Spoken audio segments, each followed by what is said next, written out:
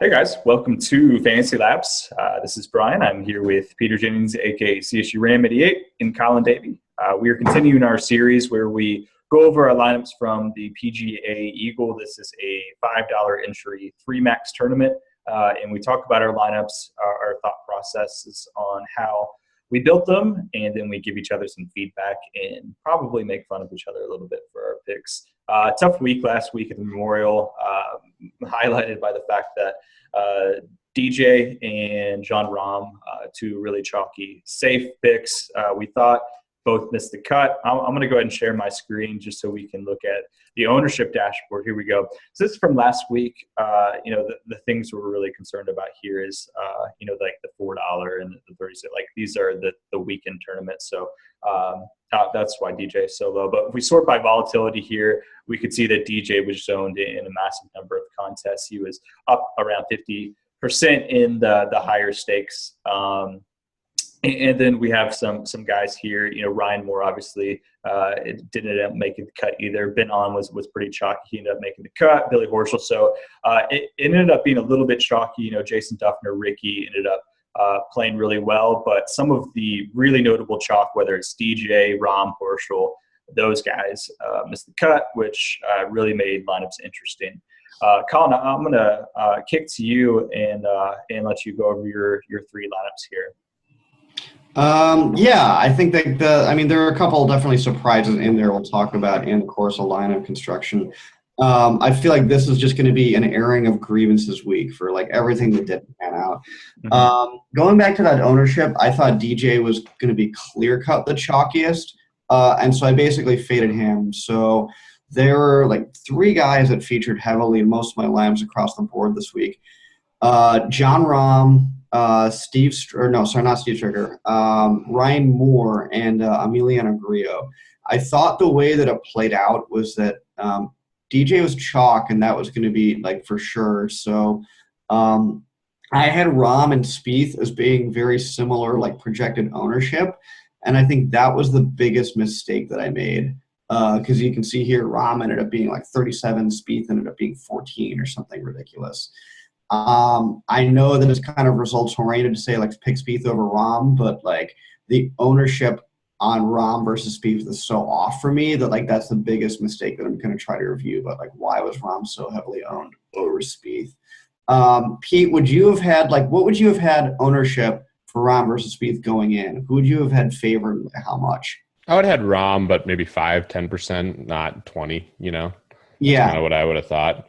I mean, Rahm's just always massively owned. Yeah, I mean, that's and the thing, too, about Rahm is, like, before this, he'd always come through, essentially. So everyone who's taken him has just gotten used to him doing well, and I think that that's one other aspect that, like, he's owned, he does well. Owned, he does well. Owned, he does well. So that's just going to make people biased towards him. So you could argue he was the safest player on the board last week and has been for weeks. Yeah, and nothing's a sure thing, and so it's not like I can believe it did. I believe he could miss the cut because he did. But I do think that people are getting used to that kind of sure thing type of thing. Moore missing the cut was kind of disappointing. He was my favorite. There's no way I could have gotten off of him for sure. His ownership is exactly where I thought it would be, just like right around 5%. I thought he had great history. I thought he had a great fit. I thought he brought a lot to the table, just like straight up disappointing. No getting around that, but I think he was my favorite play, definitely. And it was like extra frustrating this week because my approach is like, the pricing was really soft this week. So I think everyone's general approach is like, oh, I can get DJ in there and I can like fit in a lot of like other high price guys that'll do well, like Adam Scott. So like you could anchor DJ Scott and go like pretty good, like find decent value to like fill in the rest. I looked at it more as nobody's going to pay up for all of the mid guy 8K range, and they're going to be something like you can basically like save your money to buy low ownership instead.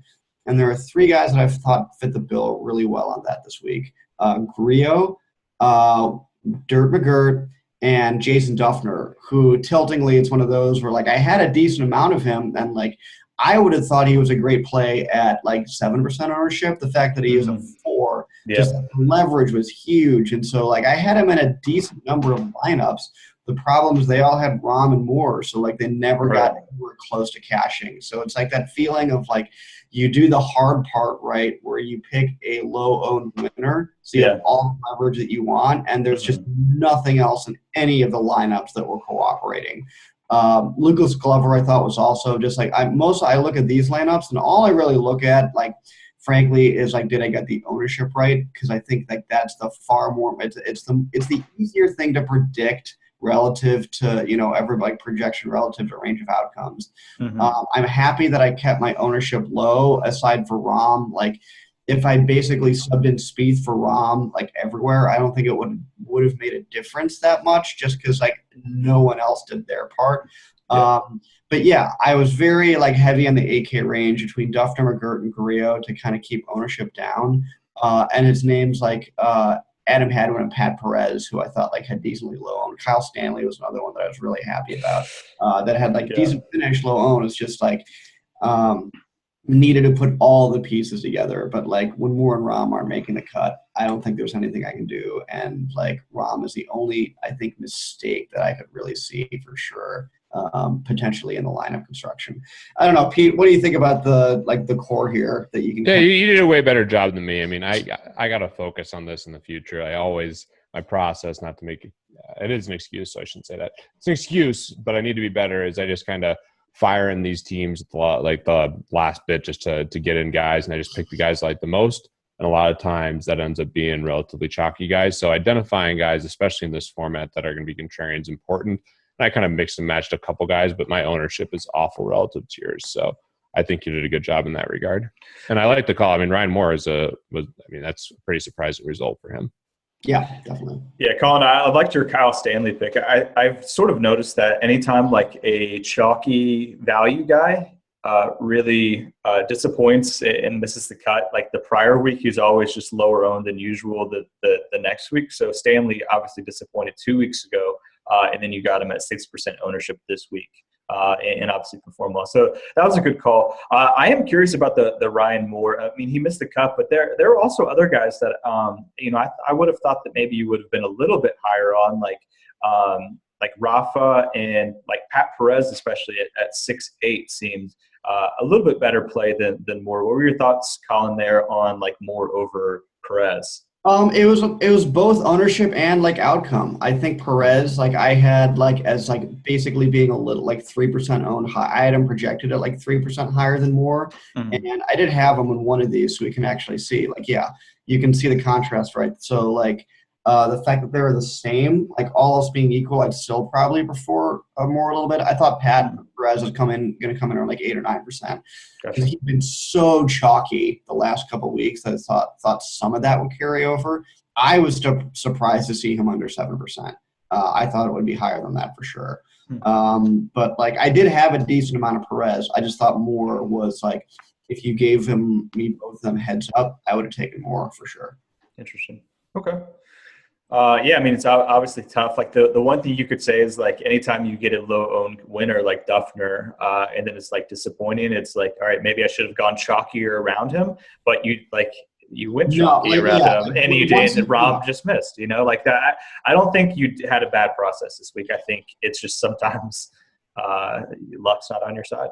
Yeah, I think if he Pete, you talked about that approach last time, like maybe like have your one or two contrarian and like chalk up elsewhere. Like I think it's just easier because like you still don't know which chalk is going to hit and which one isn't, right? You still have to like that basically requires you to have great conviction on knowing that someone is going to do well, and so like I don't mind giving them the chalk, but like I think if there's any exploitable mistake, it's like people having that level of certainty of like who knows is going to go off. Like, oh yeah, it's very tough to do that. Yeah, like you don't like that's what makes this game interesting. So I think embracing the fact that you don't know, like you shouldn't have conviction on who's going to make the top 10 because it's such a random sport is the exploitable factor. So no, I think it's just easier to keep ownership down across the board.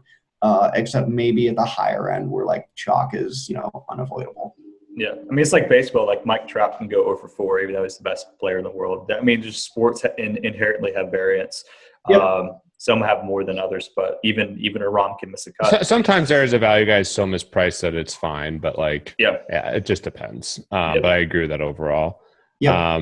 All right, so I'll start my screens, and one just quick comment. It is Steve Stricker did withdraw from this week's tournament, so for the podcast, we didn't mention that, but that's one thing to pay attention to. Oh wow! Well, I guess that gives he does need his beauty sleep. He's getting up there.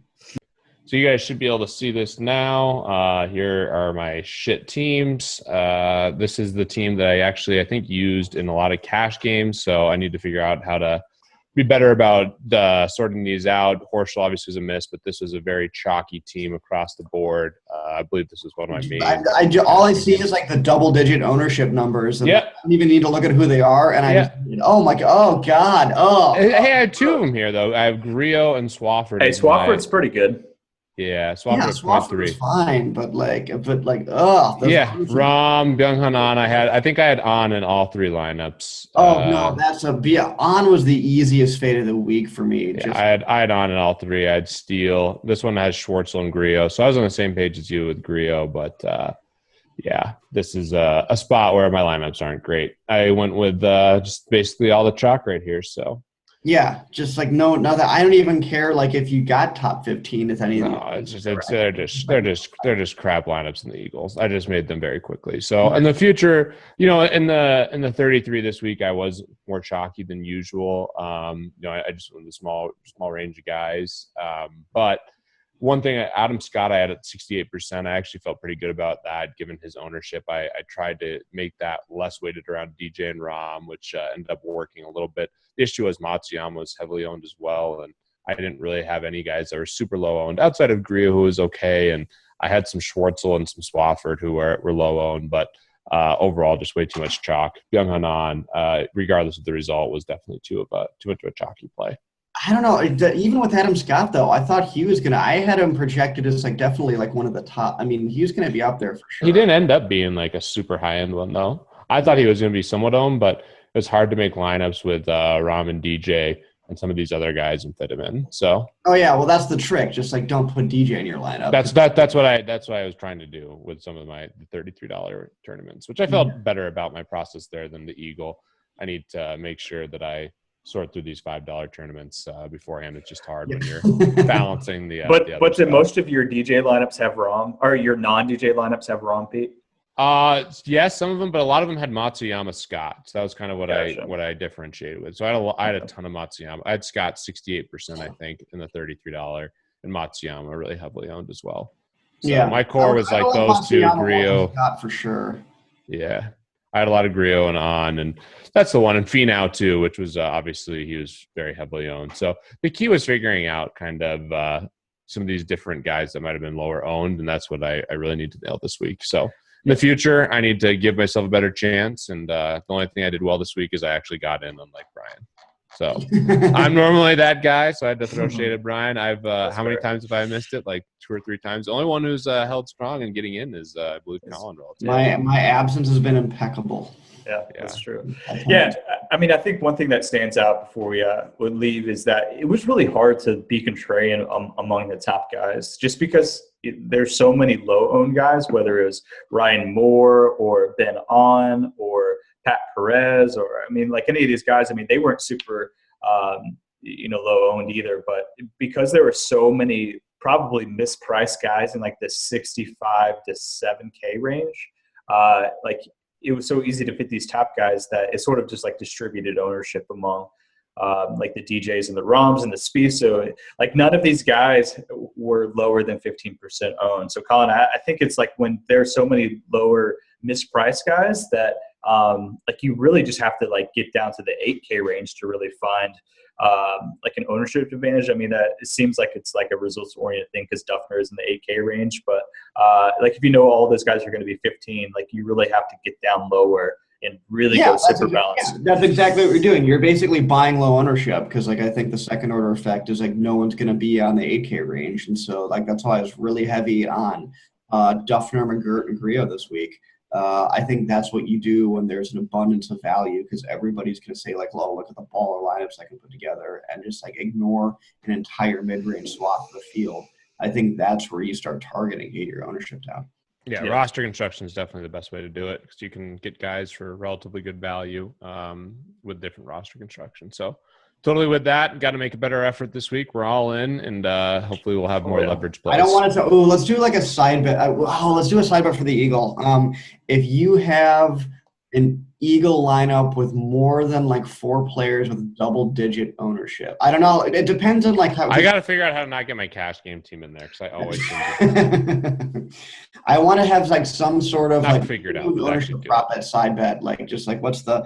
I mean, it depends on how contrarian your tastes are. I mean, I can't get enough contrarian low ownership on my end, but I don't want to see those double-digit ownership numbers again in your Eagle lineup. Okay. Yeah, we need to find a side bet. Yeah, if you have 4 guys over 15% or something like that. We'll talk off air and try to figure it out. Oh yeah, definitely. All right, cool. All right, thank you guys for watching. We'll be back. Definitely catch the pod on the St. Jude Classic if you have not. It should be in your iTunes feed currently, and we're definitely looking ahead to the U.S. Open next week. So good luck, and talk to you guys next week.